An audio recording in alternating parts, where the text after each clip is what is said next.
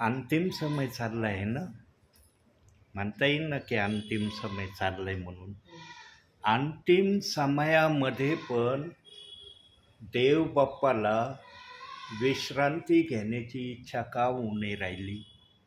बघा, काही विश्वासणारे, काही देवाचे सेवकसुद्धा, विश्वासणारेच नाही, देवाचे सेवकसुद्धा दुपारच्या वेळेला आराम केल्याशिवाय राहत नाही. आणि ते 1 घंटा म्हणा, 1.5 घंटा म्हणा, ज्याला जसं विश्रांती घ्यायची ते विश्रांती घेतात.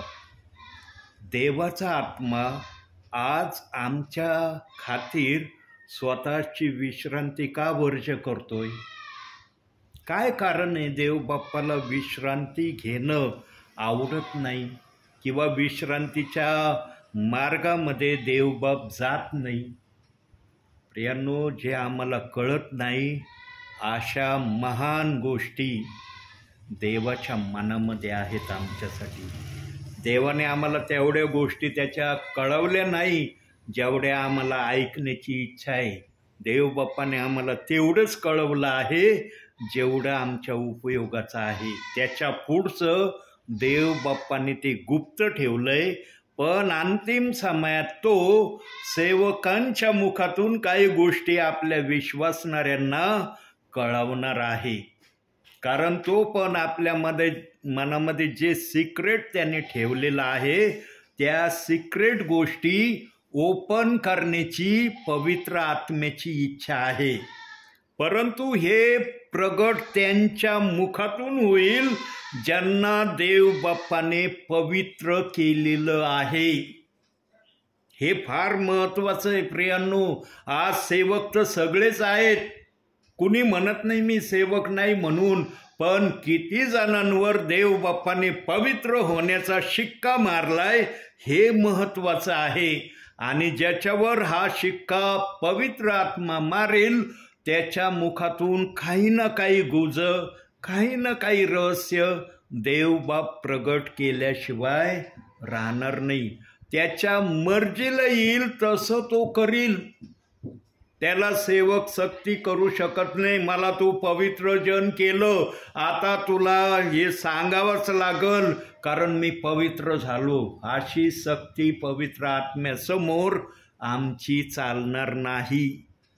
प्रियांनो, पवित्र आत्म्याच्या समोर आम्ही कसं असलं पाहिजे याचं बायबलने आम्हाला शिक्षण दिलंय. सगळ्याच्या विरोधात तुम्ही चाला, सगळ्याच्या विरोधात तुम्ही काही करा, परंतु पवित्र आत्म्याच्या विरोधात करू नका याची आम्हाला देवबाप्पांनी सक्ती किंवा वॉर्निंग दिलेली आहे. आणि जे बायबलचे अभ्यासक आहेत त्यांना या गोष्टीचा चांगला अनुभव आणि परिचय आहे. प्रियांनो, देवबाप जर आराम करत नाही तर त्याच्या मागं एकच कारण आहे की जो शैतान गरजणाऱ्या सिंहासारखा डरकाळ्या फोडतोय त्या सिंहापासून आमचं रक्षण प्रत्येक क्षणाला व्हावं या हेतूने देवबाप दिवसाचा पण आराम करत नाही, रात्रीचा पण आराम करत नाही. दिलंय ना बायबलमध्ये. बघूया, आपण काढूया ते वचन. स्तोत्रसंहिता 121, मला वाटतं 3रं वचन बघा. स्तोत्रसंहिता 121 3रं वचन.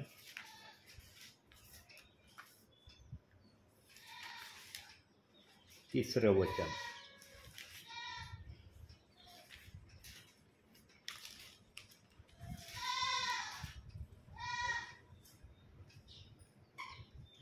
वाचा. 3रंच वचन आहे.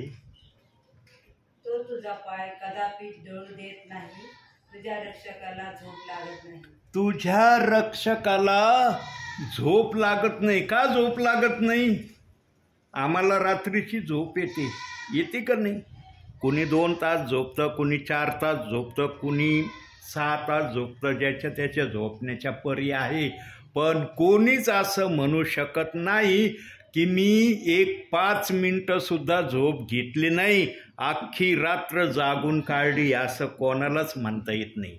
ज्याच्या त्याच्या झोप घेण्याच्या परी आहेत, पण कोणी म्हणत नाही मी झोपत नाही.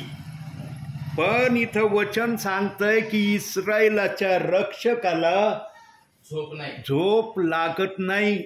आणि खालच्या वचनात सांगितलंय तो डुलकी घेत नाही. Praise the Lord. बघा 4थ्या वचनात सांगितलं तू हो का, पहा इस्रायलाच्या रक्षकाला झोप लागत नाही व तो डुलकी घेत नाही. त्याला डुलकी सुद्धा येत नाही.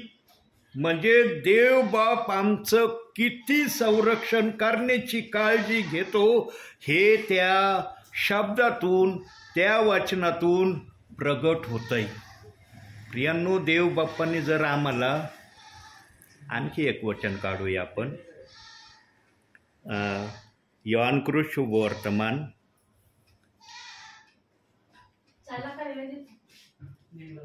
योहानकृत शुभवर्तमान याचा 14वा अध्याय 18वं वचन बघा.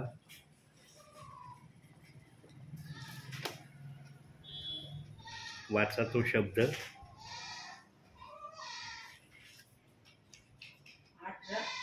14वा अध्याय 18वं वचन.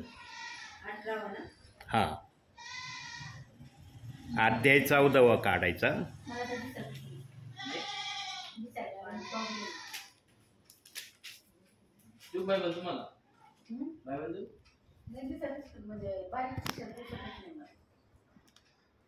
वाचा.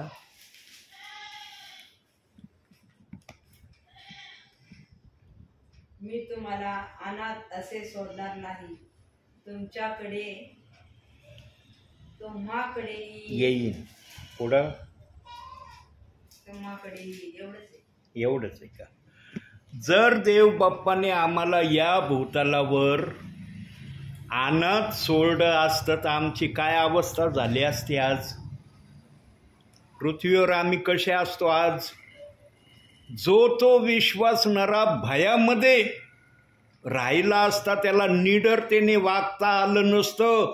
त्याला निस्ता ध्यास लागला असता, अरे सैतान कुठून अटॅक करीन, कसा अटॅक करीन, कसं मला घायल करण्याची योजना बनवीन, याच गोष्टीच्या ध्यासाने विश्वासणारा परेशानीचं जीवन प्रभूमध्ये राहून जागला असता. पण देव बाप्पाचा शब्द आमच्यासाठी आहे, मी तुला पृथ्वीवर अनाथ असे सोडणार नाही, मी तुम्हा बरोबर राहीन. आणि तो नुसता बोलत आहे असं नाही, तर त्याने वचन दाखवलं, मी रात्रीचा झोपत नाही, मला डुलकी पण येत नाही. बघा देव बाप्पाचं आमच्यावर किती प्रेम आहे, किती तो आमच्या संपर्कामध्ये राहण्याची इच्छा बाळगतो. पण आता देव बाप्पाचा जर हा सकारात्मक विचार आमच्यासाठी आहे, तर मनुष्याचा देवासाठी काय विचार आहे तू जरा वचनातून बघू. अनुवादाचं पुस्तक, अनुवाद काढलं. मला पुस्तकाचं नाव सांगा, मग मी सांगन. हां, त्याच्या पुढं अनुवाद लागेल. काढलं. 9वा अध्याय काढा.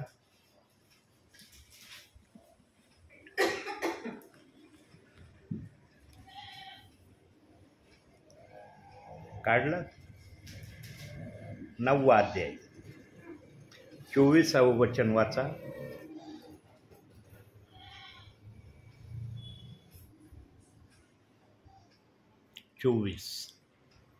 तुमचा माझा परिचय झाला त्या दिवसापासून तुम्ही परमेश्वराविरुद्ध फितूर करीत आला आहात. फितुरी करत आला आहात. फितूर करीत आला आहात. बघा देव बाप्पाचा आमच्या प्रती काय हेतू, काय उद्देश आहे, काय करण्याची योजना देवबाप आमच्यासाठी करतोय. पण मनुष्याचा विचार देवासाठी काय आहे?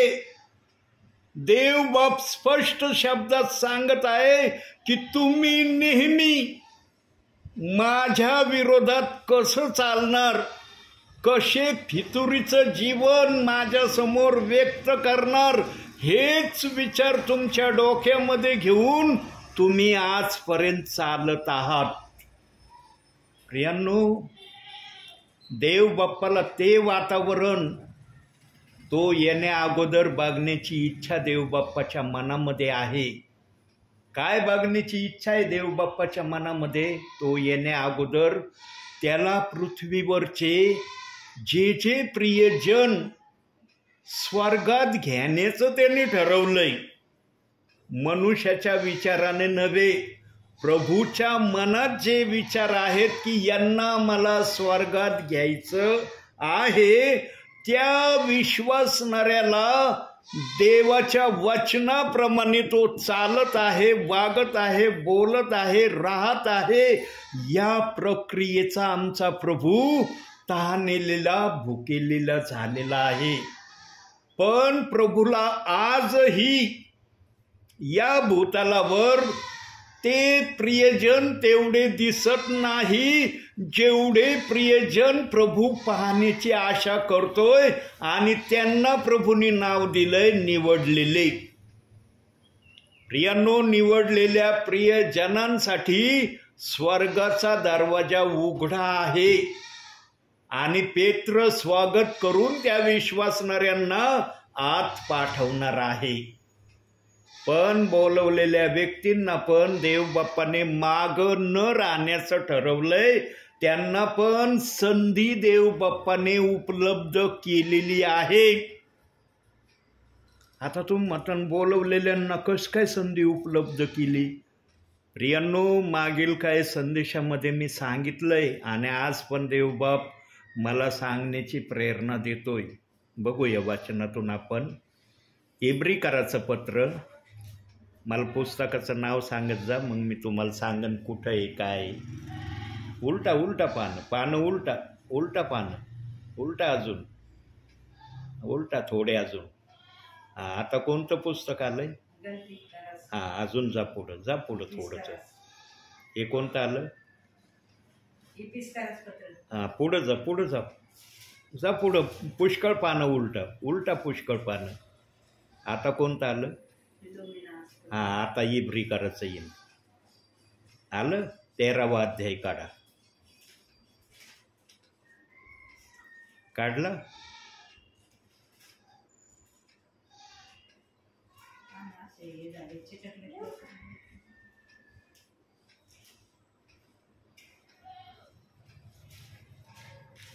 काढलं? 16वं वचन वाचा.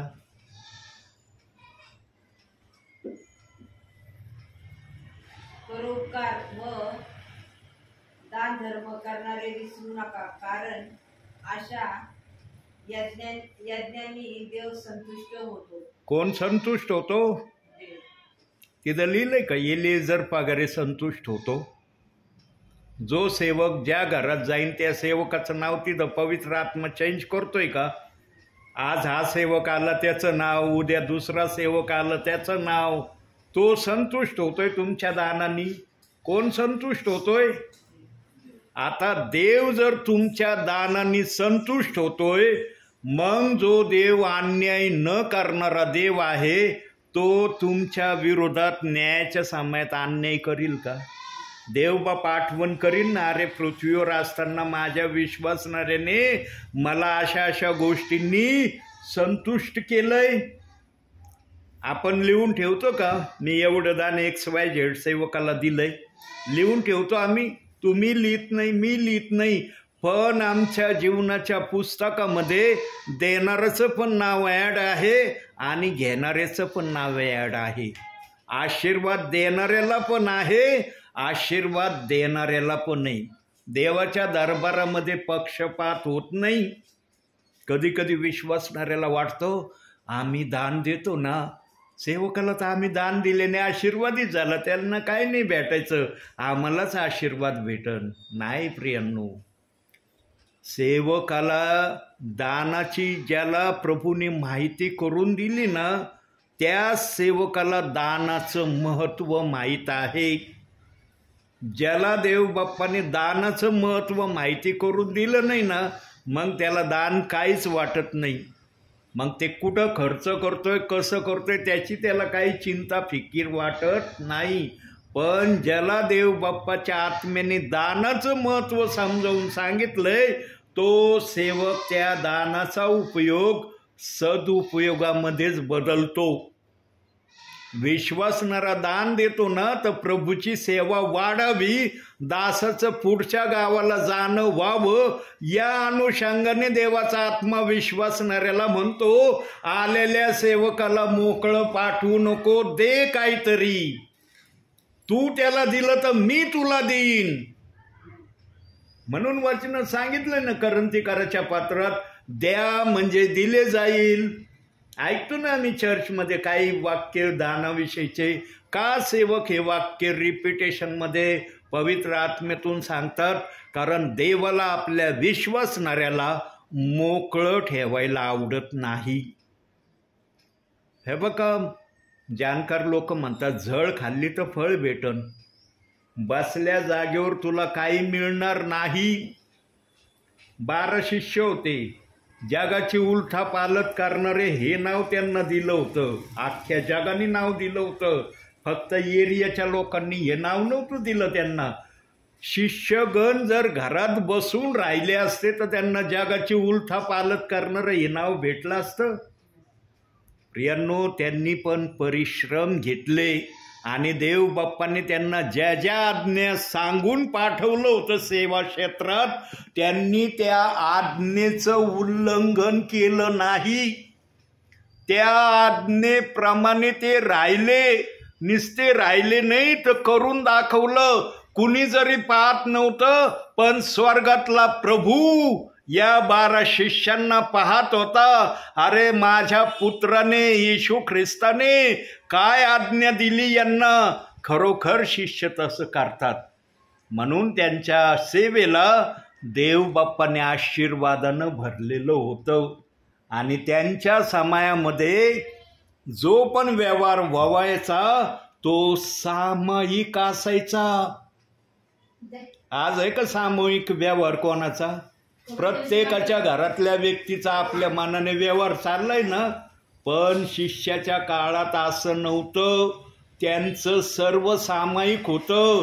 ज्याला जी गरज लागायची पेत्राकडे यायचे, म्हणायचे आम्हाला एवढे एवढे पैसे लागतात ह्या गोष्टी घेण्यासाठी, आणि पेत्र ते ऐकून द्यायचा. पण फक्त त्या समयामध्ये हनन्या आणि सप्पिरा हे 2 व्यक्ती असे होते की त्यांनी माणसाच्या विरोधात नव्हे तर पवित्र आत्म्याच्या विरोधात पाप केलं, म्हणून त्यांना जगातून जावं लागलं. हे मागच्या 15 दिवसापूर्वीच्या संदेशात मी पवित्र आत्म्याच्या मार्गदर्शनाने फोडून सांगितलंय. आज देवबाप रिपिटेशन नाही करणार त्याचं, पण त्या 2 व्यक्तींची आठवण मात्र पवित्र आत्मा करून देतोय की त्यांनी माणसाशी गद्दारी केली नाही तर पवित्र आत्म्याविरुद्ध त्यांनी गद्दारी केली, असं तिथं सांगण्यात आलेलं आहे.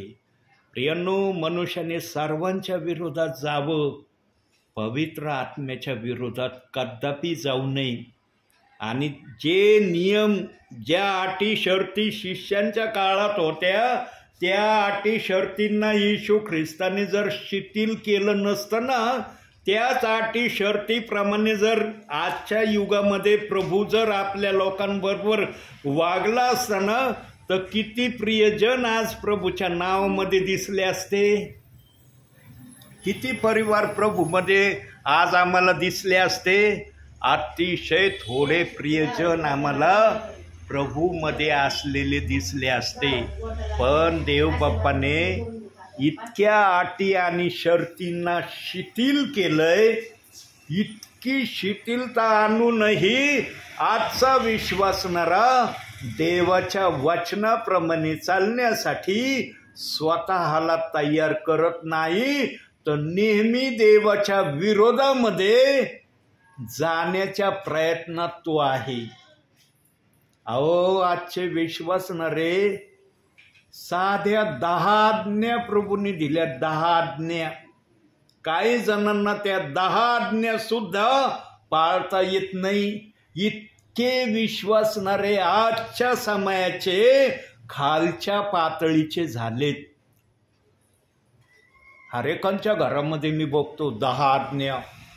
काहींच्या घरात तर मोठ्या बोर्डमध्ये लिहिलेल्या असत्या 10 आज्ञा. कोणी इंग्लिशमध्ये लिहिलेलं आहे, कोणी मराठीमध्ये लिहिलेलं आहे. म्हणलं काय वा वा वा, म्हणलं काय 10 आज्ञा लिहिल्यात. हळूच विचार येतो, या 10 आज्ञेप्रमाणे चालत असतील का? सहज विचार येतो डोक्यामध्ये. प्रियांनो, आम्ही जे घरामध्ये लावू ते लावण्या अगोदर 10 वेळेस आम्ही विचार करावा की जे मी घरात लावत आहे त्याप्रमाणे माझं वागणं होईल का? जर वागणं होईल असं तुम्हाला पवित्र आत्मा खात्री देत असेल, तुमच्यामध्ये करण्याची क्षमता तुम्हाला दिसत असेल, तेव्हाच ते घरामध्ये लावा. न तर येणारे जाणारे पाहतील म्हणून आम्ही लावलंय. देव मन आणि अंतःकरण जाणणारा देव आहे. आम्ही जे काय आमच्या घरात ठेवू ना तसं आम्ही करण्याची वृत्ती ठेवली पाहिजे, तर आम्ही ते घरामध्ये लावावं. प्रियांनो, देवाचं वचन, आकाश पृथ्वी नाहीत तशी होतील, माझी वचने नाहीत तशी होणार नाही. एवढा मोठा शब्द पवित्र आत्म्याने आपल्या वचनाविषयी दिलाय. आणि याच्यापेक्षाही उंच प्रतीचा शब्द काय दिलाय बघूया जरा बायबलमधून. त्या शब्दाला मत्तेकृत शुभवर्तमान, पहिलं पुस्तक शुभवर्तमानाचं काढलं, 5वा अध्याय काढा.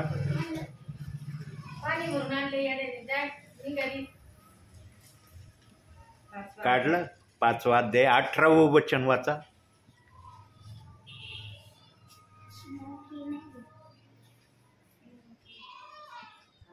मी तुम्हाला खचित सांगतो, आकाश व पृथ्वी नाहीशी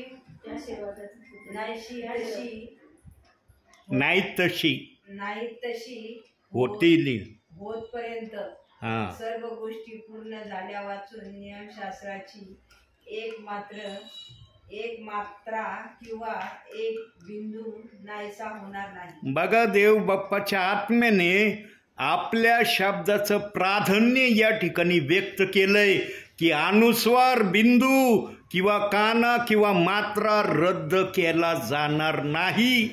पण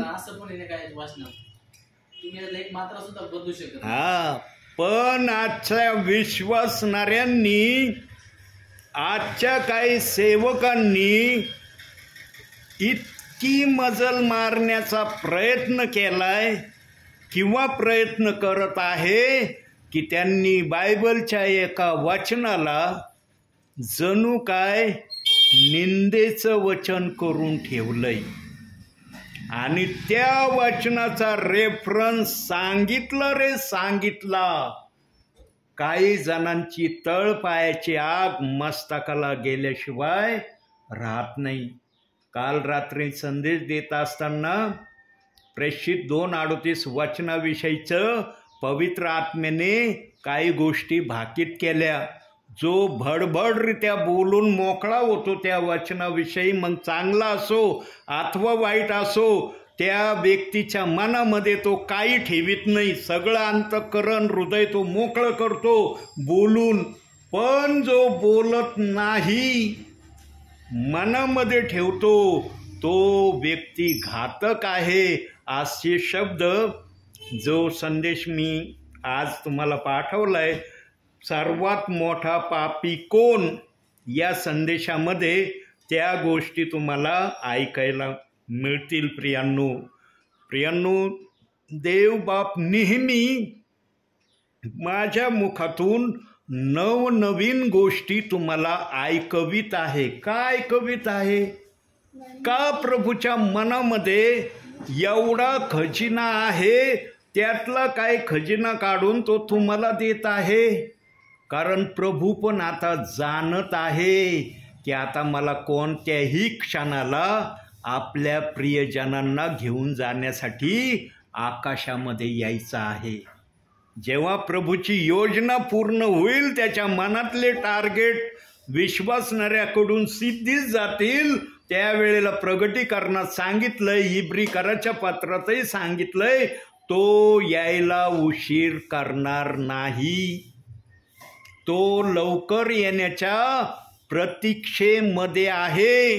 परंतु आजचे जगातले विश्वासणारे तेवढ्या प्रतीक्षेमध्ये देव बाप्पाच्या स्वागतासाठी तयार दिसत नाही. त्याला ज्या स्वागतामध्ये विश्वासणारे प्रभूला तयार असलेले बघायचे आहेत.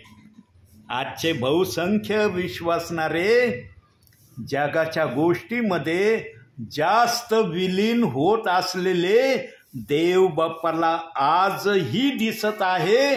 आणि जे जगामध्ये विलीन होण्याच्या मार्गामध्ये आहे, त्यांना योग्य दिशा दाखवण्यासाठी देवाच्या सेवकांना देवबाप आजही आत्म्याच्या प्रेरणेने पाठवित आहे.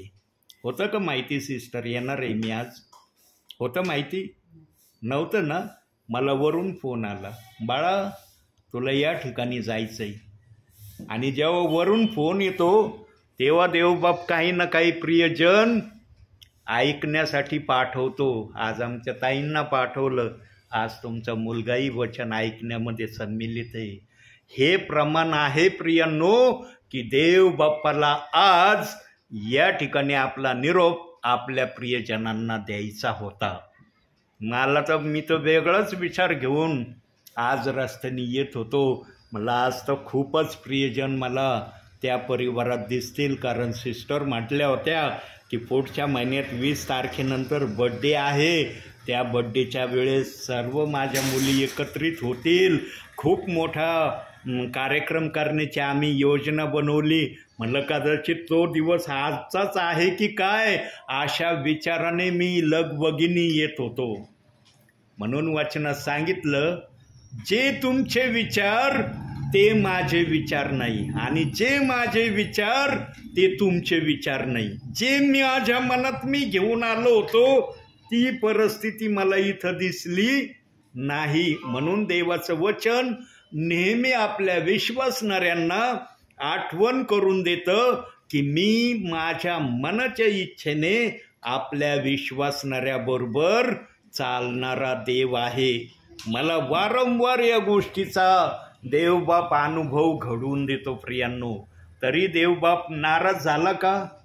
जरी थोडे प्रियजन आहे, देवबाप म्हणलं का अरे माझ्या सेवकाला पाठवतोय, जाऊ दे या ठिकाणी प्रियजन कमी आहे, आज 2 शब्दाची प्रार्थना करून माझा दास चालल्या जाईल.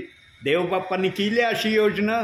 कारण देवबाप जो पण संकल्प आपल्या मनात योजितो त्या संकल्पाला देवबाप पूर्ण केल्याशिवाय राहत नाही. सेवकाला फक्त आदेश असतो, बाळा मी या ठिकाणी चाललोय.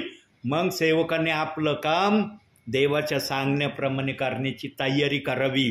पुढं काय होणार आहे ते देवबाप कृतीने सेवकाला पण दाखवतो आणि ऐकणाऱ्यांना पण अनुभवातून चालवतो. म्हणून आमचा देव सर्वश्रेष्ठ देव आहे. त्याच्या योजना कधी विफल होत नाही असं त्याने वचनात सांगितलंय. आणि खरंच देवबाप्पाचं वचन असो किंवा योजना असो, कधीच देवबाप्पाची योजना विफल होत नाही, वचनही विफल होत नाही. पण आमच्या भावी जीवनामध्ये आमच्या काही गोष्टी विफल होत असलेल्या आम्हाला दिसतात, आहे का नाही? आम्ही एखादी गोष्ट जर मनामध्ये ठरवली, ती गोष्ट जर आमची होत नसली, मग आम्ही काय करतो? यांना फोन कर, त्यांना फोन कर, ब्रदर या गोष्टीसाठी प्रार्थना करा. काही जण ती गोष्ट सांगतात, काही जण नुसतं म्हणतात त्या गोष्टीसाठी प्रार्थना करा. प्रभूला माहिती आहे, मला माहिती आहे की तुम्ही जी प्रार्थना करता ती गोष्ट कोणती आहे. तुम्हाला माहीत नसलं तरी चालन, पण तुम्ही फक्त त्या विनंतीसाठी मध्यस्थी करा. पण काही जण विनंत्या सांगतात की अशी अशी विनंती आहे, याच्यासाठी प्रार्थना करा. ज्याच्याच त्याच्या सांगण्याच्या परी आहे. देवबाप काही जणांच्या प्रार्थना ऐकतो, काही जणांच्या प्रार्थना आजही वेटिंग लिस्टवर आहे.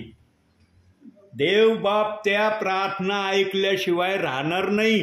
जोपर्यंत व्यक्ती तसा बनत नाही त्या विनंतीच्या समरूप, तोपर्यंत त्या व्यक्तीची विनंती वेटिंग लिस्टला प्रभू ठेवतो. प्रभू कधीच त्या विनंतीला नाकारित नाही प्रियांनो. त्यांनी वायदा केलेला आहे की माझा विश्वासणारा माझ्याकडं जे मागल ते ऐकल्याशिवाय मी राहणार नाही. त्याची प्रार्थना ओलांडून मी पुढं जाणार नाही. पण विश्वासणारा पण तसा प्रभूला झालेला दिसला पाहिजे, तेव्हा प्रभू ती विनंती ऐकणार आहे. न तर प्रभूला नुसतं आम्ही कसे पण असलो नुसतं सांगत राहिलो, प्रभू देत राहिलं तर त्याच्यात सुधारणा होईल का? तो म्हणणार आहे मी वाईट असूनही प्रार्थना करतो, देवबाप देतो, कशाला मी चांगलं बनू? मग मी आहे असंच राहतो, पण देवाला मागितलं देवबाप देतोय. देवबाप सगळ्या गोष्टी तोलून मापून पाहतो. त्याचं जीवनचरित्र देवबाप्पा समोर लगेच येतं आणि मग त्याच्या प्रार्थनेचा विचार केला जातो. अरे याचं जीवनचरित्र, अरे ओके, जरी काही प्रमाणात थोडंसं मला नील दिसतंय, लेस दिसतंय, पण सुधारणा होण्याचे चान्सेस आहे. जर हे केलं तर त्याच्या जीवनामध्ये सुधारण्याची संधी उपलब्ध करण्याचा तो प्रयत्न करील. अशा विश्वासणाऱ्यांच्या प्रार्थना देवबाप तक्षणे ऐकण्याची तयारी ठेवतो. पण ज्याच्यामध्ये सुधारणा होण्याची काहीच चिन्ह दिसत नाही, मग ते मागत राहतात देवबाप्पाकडं. आणि मग जे असे प्रियजन आहेत त्यांच्यासाठी बायबलमध्ये देवबाप्पाने एक शब्द सांगितला आहे, तो आपण आता वचनातून बघणार आहोत. नीतिसूत्रे स्तोत्रसंहितेच्या पुस्तकानंतर लगेच नीतिसूत्रे नाव येईल. अजून 5 मिनिटं बोलतो, मग मी थांबतो.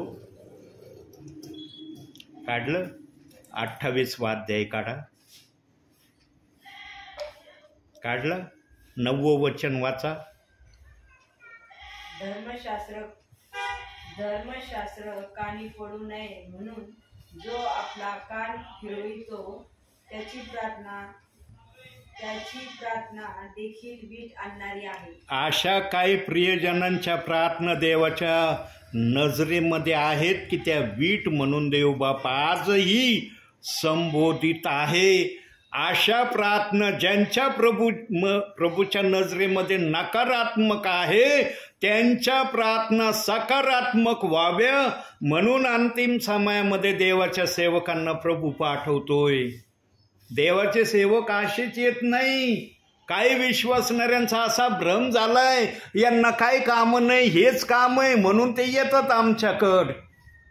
प्रियांनो, सेवकाला इतक्या खालच्या पातळीला तुम्ही आपल्या नजरेमध्ये नेऊ नका की देवाला ते वाक्य किंवा तो विचार ऐकल्यावर किंवा समजल्यावर देव तुमच्यावर रागवेल. कारण देव बाप्पाचे सर्वात प्रभावी शस्त्र या समयामध्ये देवाचे सेवक हे आहेत. पण आज देवाच्या सेवकांना तेवढा आदर दिला जात नाही काही ठिकाणी जितका आदर दिला पाहिजे. सर्व सेवक आदर घेण्यासाठी येतात असं नाही, पण सर्व सेवक आपली निंदा व्हावा या अनुषंगाने पण येत नसतील ना. सांगा, मी मागच्या संदेशात सांगितलं होतं, कोणत्या संदेशात सांगितलं माहीत नाही, पण आता परत पवित्र आत्मा मला आठवण करून देतोय.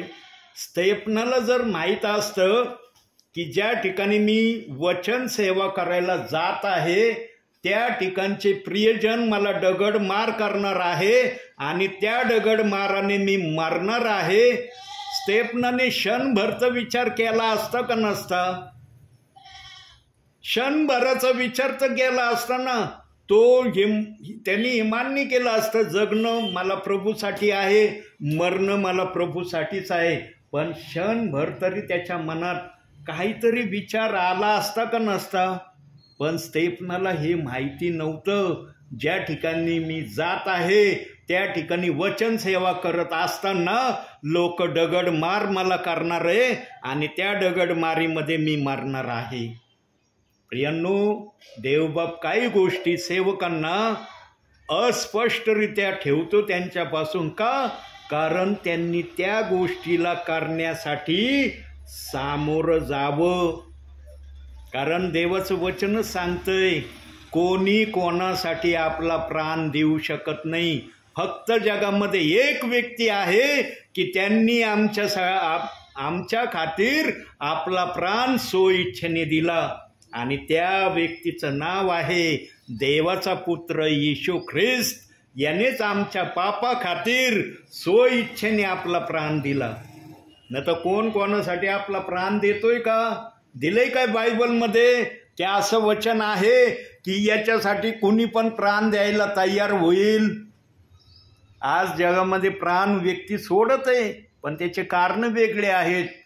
पण कोणाच्या भल्यासाठी कोणी प्राण देईल का असं लिहिलं नाही. फक्त येशू ख्रिस्ताच्या नावे ते लिहिलेलं आहे. म्हणून येशू ख्रिस्तामध्ये आज आम्ही पाप मुक्त झालेलो आहोत. पापाची क्षमा आम्हाला मिळालेली असे आम्ही स्वतःला गणत आहोत. देवाने जर आम्हाला इतक्या उंच दर्जामध्ये आणलंय तर आमचं वागणं उंच दर्जाचं असलं पाहिजे का खालच्या दर्जाचं असलं पाहिजे याचा विचार विश्वासणाऱ्याने किमान अंतिम समयात तरी करावा. की देवाने जर मला उच्च प्रतीचं बनवलंय तर माझं वागणं पण विश्वासणाऱ्यांबरोबर उच्च प्रतीचं असलं पाहिजे. पण आजही आम्हाला दिसतं प्रियांनो, अस्पष्टरित्या किंवा डायरेक्ट दिसतं की भेदभावाने एकमेकाबरोबर एकमेकाचं वागणं खुलेआम चाललंय. समोरच्याला कळतंय मी कसा वागतोय, आणि जो तो सहन करतो त्याला कळतंय समोरचा व्यक्ती माझ्याबरोबर कसा व्यवहार करतोय. तरी देवबाप दोघांमध्ये समेट आजही कायम ठेवतोय. देवबाप नाही म्हणत तुझ्याशी असं वागणं चाललंय, सोडून दे त्यांना. देवबाप आजही त्यांना मेल मिलापाचं जीवन जगण्यासाठी या भूतलावर जिवंत ठेवत आहे आणि संधी देत आहे की वचनाप्रमाणे आचरण करणारे तुम्ही बना. किती जण आज वचनाप्रमाणे आचरण करणारे बनण्याची तयारी करत आहे? याचं जर नाव काढलं तर अतिशय थोड्या प्रियजनांचं नाव या लिस्टमध्ये येतं. म्हणून देवबाप्पाने वचनातच सांगितलं, बोलवलेले पुष्कळ आहे, निवडलेले थोडे आहे. आणि हेच निवडलेले प्रियजन प्रभू बरोबर स्वर्गामध्ये राज्य करणारे. बाकीच्यांना राज्य करण्याची संधी नाही. ज्यांना आहे त्यांनी त्या संधीमध्ये चालावं. म्हणून या दासाचं या ठिकाणी आत्म्याच्या प्रेरणेने येणं होत आहे. प्रियांनो, तुम्हाला आशीर्वाद घेणं बरं लागल का आशीर्वाद विना राहणं बरं लागल? सांगा आता, मला याचं उत्तर द्या. तुम्हाला आशीर्वाद घेणं बरं लागल का आशीर्वाद विना राहणं बरं लागल? आशीर्वाद घेणं बरं लागल ना? जर आशीर्वाद घेणं बरं लागल हे तुम्हाला कळतंय, मग देवबाप्पाला पण काय अपेक्षा आहे ना तुमच्याकडं. त्या अपेक्षा देवबाप्पाच्या कोण पूर्ण करणार आहे? त्या अपेक्षा कधी पूर्ण होणार आहे? आता होणार आहे का वर गेल्यावर होणार आहे? कधी व्हाव्या त्या अपेक्षा देवाच्या पूर्ण? आत्ता व्हाव्या का वर गेल्यावर व्हाव्या? आत्ता व्हाव्या ना. मग जर आत्ता व्हाव्या असं जर तुम्हाला वाटत असेल तर तुमचं भावी जीवन प्रभूमध्ये आजपासून कसं वागावं हे प्रभूने तुम्हाला पवित्र शास्त्रातून सेवकांच्या मुखातून कळवलंय ना. का तुम्हाला म्हणता येईल नाही आम्हाला काहीच माहिती नाही, आम्हाला कोणीच काही शिकवलं नाही, किंवा आम्ही वचनातूनही काही वाचलं नाही असं म्हणता येईल तुम्हाला? 100मध्ये कमीत कमी देवबाप्पाने तुम्हाला 40% तर शिकवलं असन. जरी 100च्या 100 नाही, 40% तर देवबाप्पांनी सांगितलं असन पवित्र शास्त्रातून काहीतरी तुम्हाला, की ह्याप्रमाणे तुम्ही प्रभूमध्ये चाला, वागा, बोला, राहा. आज किती विश्वासणारे त्याप्रमाणे करत आहेत, त्याप्रमाणे वागत आहेत? दाखवा मला. किती जण आहेत आज?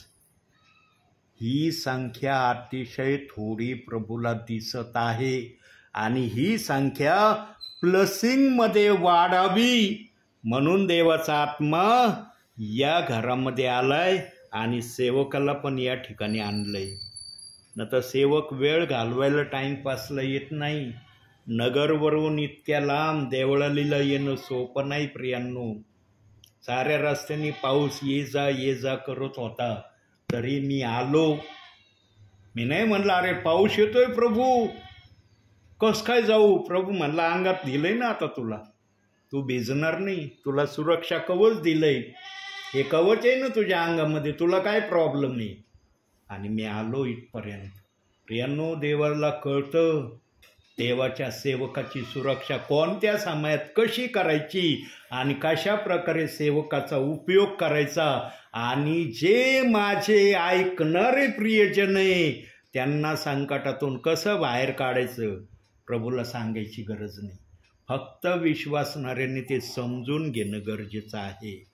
प्रियांनो, मी नेहमी रात्री पण संदेशात सांगितलं, नांदगाव या ठिकाणी संदेशात सांगितलं, त्यांना म्हणलं जीवनामध्ये सर्वांच्या विरोधात जा, सर्वांच्या विरोधामध्ये काही पण करण्याची इच्छा बाळगा, पण जीवनामध्ये कधीच प्रभूच्या विरोधात वागू नका. प्रभूच्या योजनेच्या विरोधात चालण्याचा कधीच प्रयत्न करू नका. देव जर तुमच्यापासून गेला ना, तुम्हाला वाचण्याचं ठिकाण कुठंच सापडणार नाही. मग गरजणाऱ्या सिंहासारख्या डरकाळ्या फोडणारा आहे ना, तोच तुमच्या मागं लागेल आणि तो कशा प्रकारे तुम्हाला भ्रमात पाडील ते तुम्हाला त्या समयात समजून येईल. आम्हाला जर सैतानापासून वाचायचं असलं ना प्रियांनो, तर आम्हाला देवाच्या सुरक्षा कवचामध्ये राहणं गरजेचं आहे.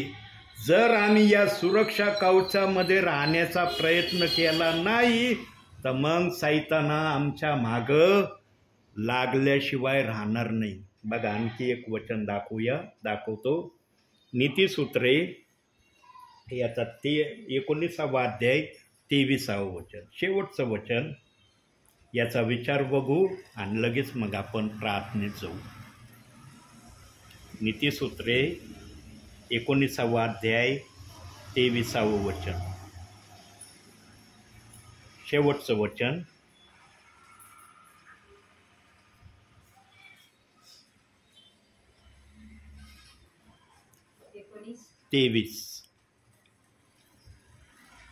परमेश्वराचे भय जीवन प्राप्तीचा मार्ग होय. जो ते धरितो तो सुखाने नांदतो, त्याचे वाईट होणार नाही. पाहिजे का तुम्हाला हे? देव बाप्पाने जे शब्द तुमच्यासाठी वापरले त्या वचनामध्ये, त्याप्रमाणे तुमच्या जीवनामध्ये सर्व देव बाप्पाने चांगलं करावं ही अपेक्षा जर तुमच्या मनात असेल तर देवाची साधी आणि सोपी इच्छा आहे, देवाच्या विरोधात पाप करू नका. किती सोपी आयडिया प्रभूंनी सांगितली. आदामाला पण एदेन बागेत हेच सांगितलं होतं, पण त्यावेळेला पापाचा शब्द प्रभूंनी वापरला नाही त्या ठिकाणी, कारण जगात पाप नव्हतं. म्हणून आदामाला प्रभू म्हणला की त्यामधल्या झाडाचं फळ खाऊ नको, ते खाल्ल्याने पाप जगात येणार आहे. आदामाला नव्हतं सांगितलं, फक्त सांगितलं होतं त्या मधल्या झाडाचं फळ खाऊ नको, कारण जगामध्ये पापच नव्हतं तेव्हा.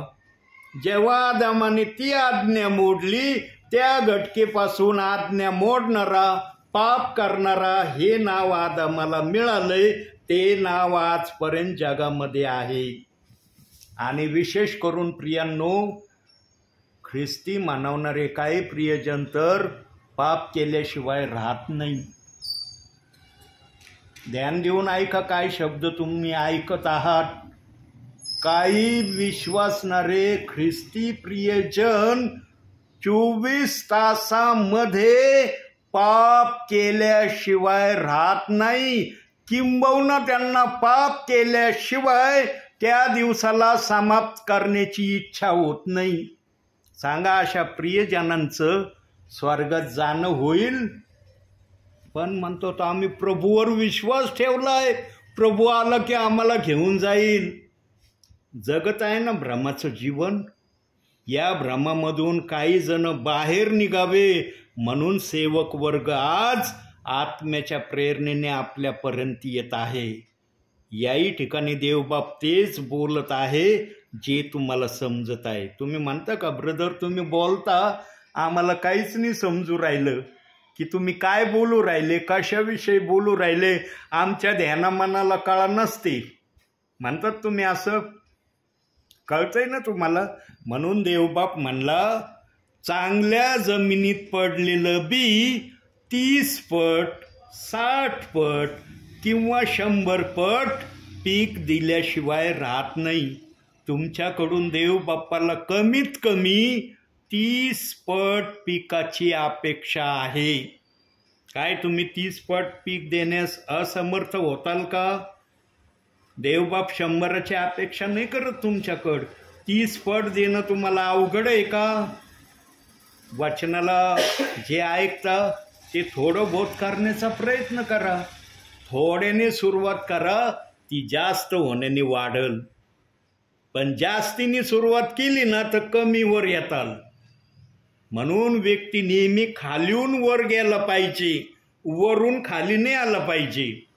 जो सेवक खालून वर जाण्याचा प्रयत्न करतो त्यालाच देवबाप आशीर्वादाने आशीर्वादित करतो. म्हणून पित्याने पण येशू ख्रिस्ताला विश्वासणाऱ्यांच्या हृदयामध्ये ताऱ्यासारखं चमकावण्याचं ठरवलं होतं. म्हणून येशू ख्रिस्ताने प्रेषितांची कृत्ये 2 अध्याय 38व्या वचनाची सुवार्ता सांगितली नाही. जर येशू ख्रिस्ताने त्या वचनाची सुवार्ता सांगितली असती जगातल्या कोणत्याच विश्वासणाऱ्याने त्या वचनाच्या विरोधात अपशब्द वापरले नसते आणि म्हणले नसते आम्ही येशू ख्रिस्ताचं ऐकत नाही. येशू ख्रिस्त 2 ठिकाणी बोललाय, मत्ते 28:19 मध्ये बोललाय, प्रेषितांची कृत्ये 2 अध्याय 38व्या वचनातही बोलला. आता आम्ही हे घ्यायचं का हे घ्यायचं असा विचार विश्वासणाऱ्याने केलाच नसता. दोन्ही वचनाचे बाप्तिस्मे हसत हसत आनंदाने घेतले असते. पण देव बाप्पाच्या आत्म्याने एक सुवार्ता येशू ख्रिस्ताच्या मुखातून प्रगट केली, परंतु दुसरी सुवार्ता पेत्राच्या मुखातून प्रगट केली. म्हणून आजचे काही पाळक वर्ग, काही विश्वासणारे वर्ग त्या वचनाचा विरोध आजही करत आहे. सांगा प्रियांनो, प्रभू येण्याची वेळ झाली. तो येईपर्यंत असाच विरोध त्या वचनाचा व्हावा का? काही सुधारणा व्हावी का नाही त्या वचनाची? कुणी लिहिलंय ते वचन? काही जण तर ते सैतानाचं वचन आहे हे बोलायची देखील त्यांना भीती वाटत नाही. मी सेवा क्षेत्रामध्ये ऐकलेचे शब्द प्रियांनो, मी खोटं बोलत नाही, मी संदेश सांगत आहे. मला देवबाप जर आठवण करून देतोय ना तर मी बोलल्याशिवाय राहत नाही.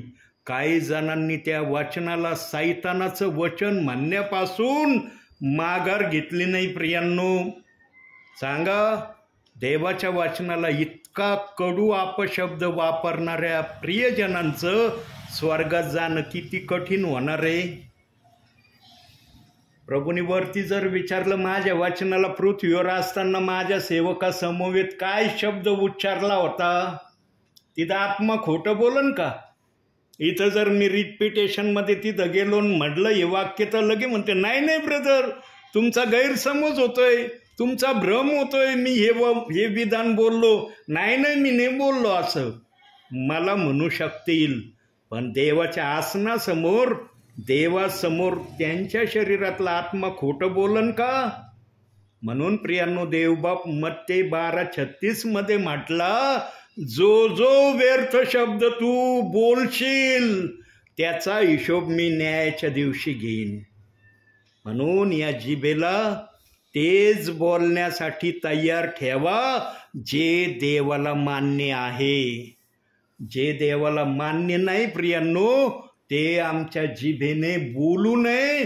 यासाठी देवबाप्पाने हे पवित्र शास्त्र दिलंय, वाचा आणि याप्रमाणे करा. परंतु ज्यांना वाचता येत नाही ना त्यांना पण देवबाप्पाने मागं नाही ठेवलं. त्यांना सांगितलंय देवबाप्पाने प्रार्थना करा, प्रार्थनेत जे काही माझा आत्मा तुम्हाला बोलण्याची प्रेरणा देईल त्याप्रमाणे भावी जीवनामध्ये वागा. जरी तुम्हाला वाचन करता येत नाही बायबलचं, पण तुमची प्रार्थना हे तुमच्यासाठी बायबल आहे आणि जे तुम्ही प्रार्थनेत बोलाल त्याप्रमाणे करण्याचा प्रयत्न करा. म्हणजे तुम्ही पण वाचणाऱ्यांबरोबर माझ्या स्वर्गामध्ये माझ्यासमोर असणार आहे. कधी कधी काय होतं, ज्यांना वाचता येत नाही ना ते निराश होतात. अरे आम्हाला वाचता येत नाही त्यामुळं आम्हाला कळत नाही. प्रियानो, जितका वाचणाऱ्याला देवबाप आशीर्वाद देत नाही ना त्याच्यापेक्षा जास्त प्रतीचा आशीर्वाद न वाचणाऱ्या प्रियजनांना प्रभू आजही देत आहे. ज्यांच्याजवळ अनुभव आहेत ना त्यांनाच हे कळल. आणि माझ्याजवळ अनुभव आहे पाथर्डीमधून की एका बहिणीला वाचता येत नव्हतं, पण त्या बहिणीला देवबाप्पाने देवाची सेविका बनवली होतं. आणि दूर दूरवरून नांदेड, मुंबई, सोलापूर, कोल्हापूरवरून त्या समयात विश्वासणारे त्या ठिकाणी प्रार्थनेला यायचे. माझ्याजवळ अनुभव आहे. मी स्वतः तिथं दर रविवारी जात होतो. प्रियांनो, मी अनुभवाचा पास्टर आहे. नेहमी माझ्या संदेशात सांगतो देवबाप्पाने मला अनुभवातून नेलंय आणि ज्या अनुभवातून मी गेलोय एक एक अनुभव पवित्र आत्मा मला आठवून देतोय आणि मी ते तुम्हाला सांगत आहे.